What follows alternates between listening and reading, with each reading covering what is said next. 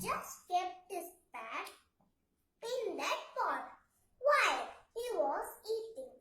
When the farmer finished his lunch, he saw to his surprise that his pet was multiplied to hundreds pets in the pot. He was really surprised. He thought to himself, "Oh, I did not bring hundreds pets. I just brought only one pet. How come one pet become hundreds pets? I don't understand." Then he thought must be something to do with this pot. He took those hundreds pets and he put that stone in the pot.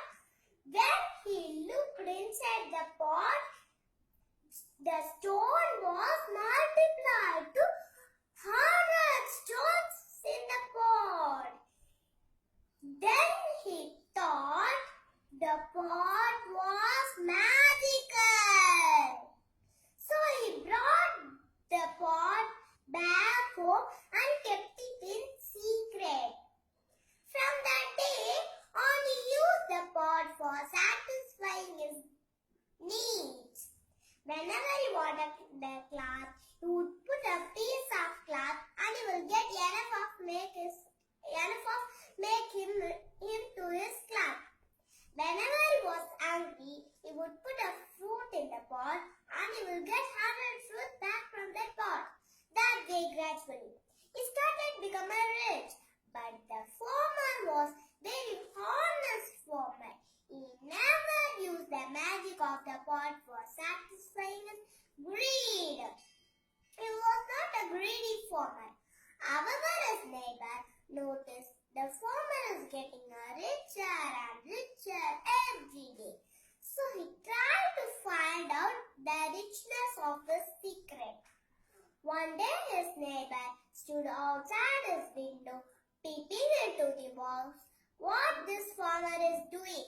That time, farmer kept a little spoon of milk inside the pot and he took liter of milk in the pot.